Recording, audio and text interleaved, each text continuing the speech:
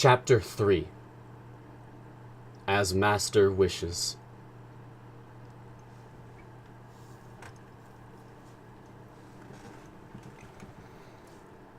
"3 seconds before the arrival of J.B. Hobson's letter, I no more dreamed of chasing the unicorn than of trying for the Northwest Passage. 3 seconds after reading this letter from the Honorable Secretary of the Navy, I understood at last that my true vocation, my sole purpose in life, was to hunt down this disturbing monster and rid the world of it.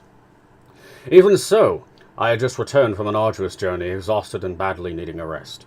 I wanted nothing more than to see my country again, my friends, my modest quarters by the botanical gardens, my dearly beloved collections. But now nothing could hold me back. I forgot everything else, and without another thought of exhaustion, friends, or collections, I accepted the American government's offer.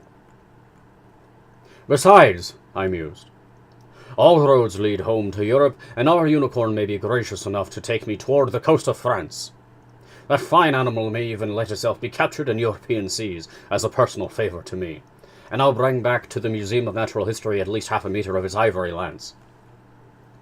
But in the meantime, I would have to look for this narwhal in the northern Pacific Ocean, which meant returning to France by way of the Antipodes.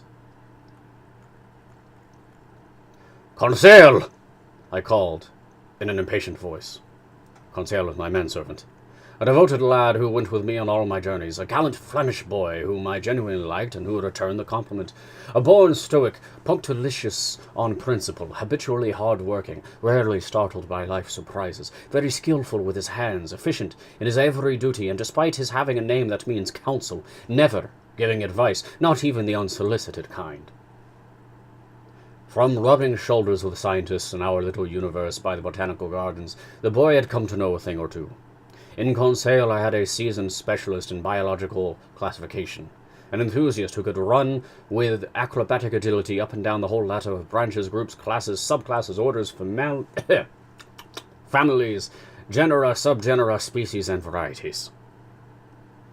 But there his science came to a halt. Classifying was everything to him, so he knew nothing else. Well versed in the theory of classification, he was poorly versed in its practical application, and I doubt that he could tell a sperm whale from a baleen whale. And yet, what a fine, gallant lad. For the past 10 years, Conseil had gone with me wherever science beckoned. Not once did he comment on the length, on the hardships of a journey. Never did he object to buckling up his suitcase for any country whatever, China or the Congo, no matter how far off it was. He went here, there, and everywhere in perfect contentment. Moreover, he enjoyed excellent health that defied all ailments, owned solid muscles but hadn't a nerve in him, not a sign of nerves. The mental type, I mean. The lad was 30 years old, and for his age to that of his employer was as 15 is to 20.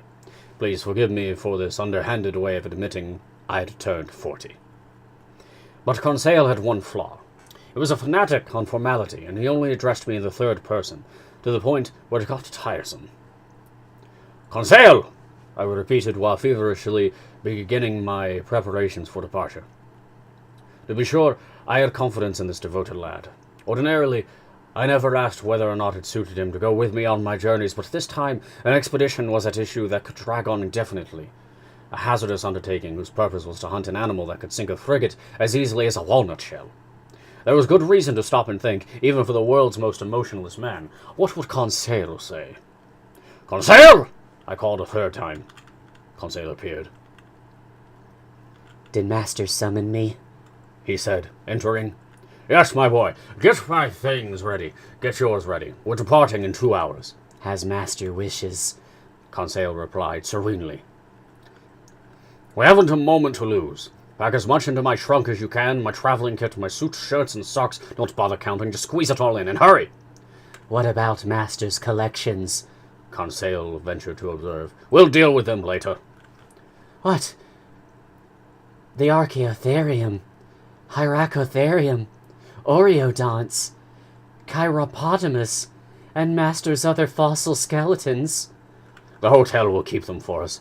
What about Master's live babirusa? They'll feed it during our absence. Anyhow, we'll leave instructions to ship the whole menagerie to France.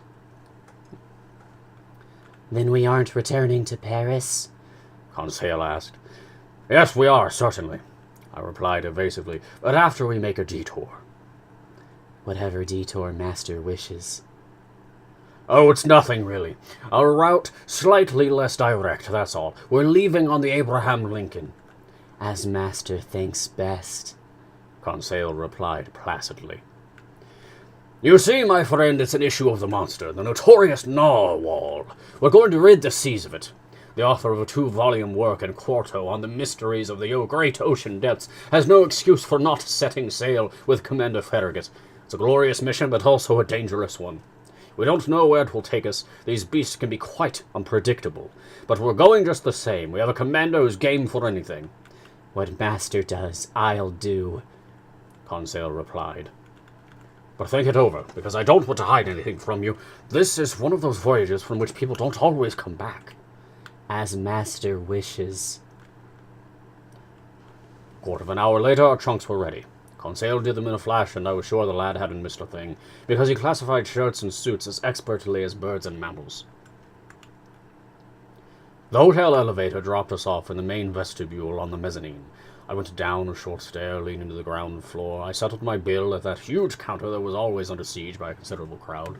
I left instructions for shipping my containers of stuffed animals and dried plants to Paris, France. I opened a line of credit sufficient to cover the Barbarossa, and, Conseil at my heels, I jumped into a carriage. For a fare of 20 francs, the vehicle went down Broadway to Union Square, took 4th Avenue to its junction with Bowery Street, turned into Catherine Street, and halted at Pier 34. There the Catherine ferry transferred men, horses, and carriage to Brooklyn, that great New York annex located on the left bank of the East River, and in a few minutes we arrived at the wharf next to which the Abraham Lincoln was vomiting torrents of black smoke from its 2 funnels. Our baggage was immediately carried to the deck of the frigate. I rushed aboard. I asked for Commander Farragut. One of the sailors led me to the afterdeck, where I stood in the presence of a smart-looking officer who extended his hand to me. Need a voice for this guy.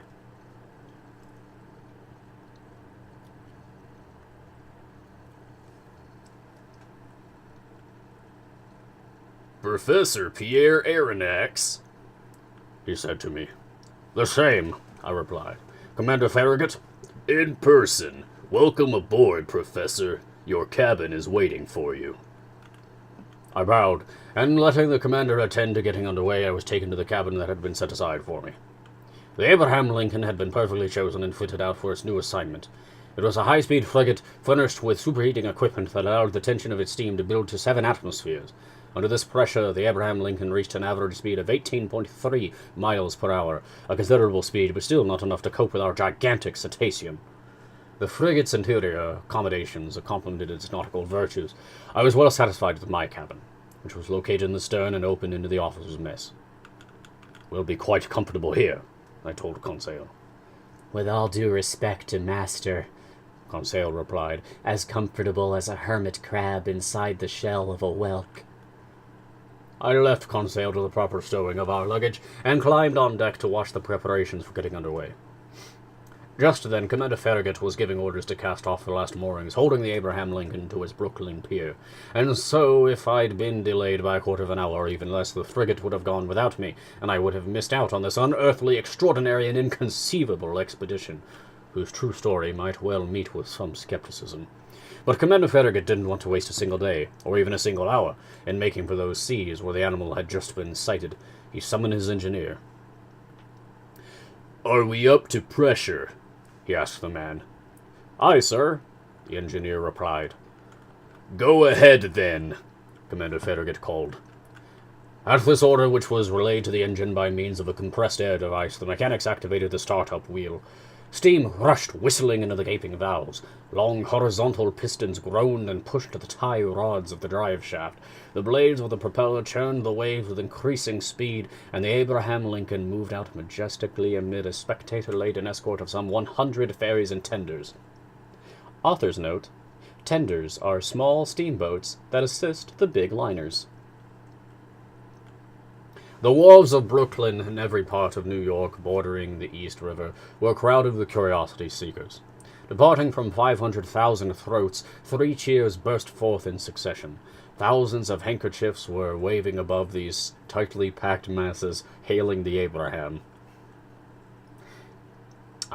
hailing the Abraham Lincoln until it reached the waters of the Hudson River at the tip of the long peninsula that forms New York City.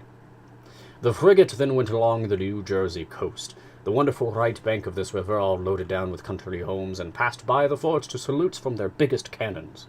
The Abraham Lincoln replied by 3 times, lowering and hoisting the American flag, whose 39 stars gleamed from the gaff of the mizzen sail. Then, changing speed to take the buoy-marked channel that curved in the inner bay formed by the spit of Sandy Hook, it hugged the sand-covered strip of land where thousands of spectators acclaimed us one more time. The escort of boats and tenders still followed the frigate and only left us when we came abreast of the lightship, whose 2 signal lights marked the entrance of the Narrows to Upper New York Bay. 3 o'clock then sounded. The harbor pilot went down into his dinghy and rejoined a little schooner waiting for him to leeward. The furnaces were stoked, the propeller churned the waves more swiftly, the frigate skirted the flat yellow coast of Long Island, and at 8 o'clock in the evening, after the lights of Fire Island had vanished into the northwest, we ran at full steam into the dark waters of the Atlantic. End of chapter 3.